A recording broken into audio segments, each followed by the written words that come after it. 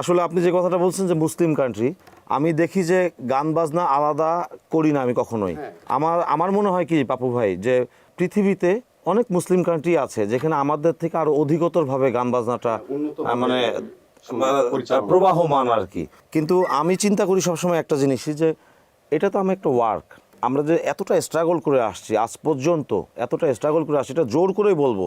আমি বাংলাদেশের আনাচে কানাচে অনেক প্রোগ্রাম করেছে, আল্লাহ করিয়েছে বাংলাদেশের ভিতরেই। আমি এমন অনেক প্রতিভাবান শিল্পী দেখছি দাদা, যে মানে স্টেজের সামনে সে রিকোয়েস্ট করছে যে ভাই আমাকে, আমি খুব ভালো গান করি, আমি এই এলাকায় থাকি, আমাকে যদি একটা গান করার সুযোগ করে দেওয়া যায় এখানে। আমাদেরকে অনেকে অনেক সুযোগ দেয় না। আপনি কি বলেন ভাই ব্যাপারটা? আমাদেরও সেমই অনেক ঘটনাই এরকম ঘটছে যে স্টেজের সামনে যে দাঁড়ায় থাকতাম, মানে যদি বড় ভাইদেরকে একটু রিকোয়েস্ট করে যদি একটু স্টেজে উঠানোর কোনো ব্যবস্থা থাকতো, সুযোগ থাকতো, রিকোয়েস্ট করতাম আমরা, হ্যাঁ, কিন্তু অনেক সময় সুযোগ পাইতাম না আমরা, হ্যাঁ, সেটা হইতো।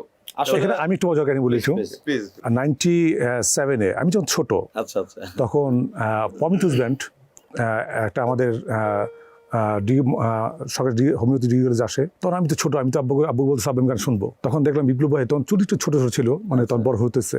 তখন ওনাদের একটা অ্যালবাম ছিল, গান ছিল হাই আল্লাহ কেমন প্রেম রে। না ওটা ছিল চাঁদ সাজালো আচ্ছা আচ্ছা। অ্যালবামের গান।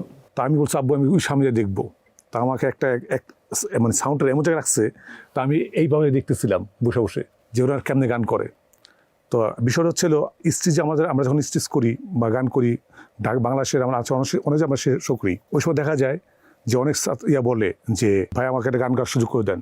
আমার মনে হয় সেটা নেক্সট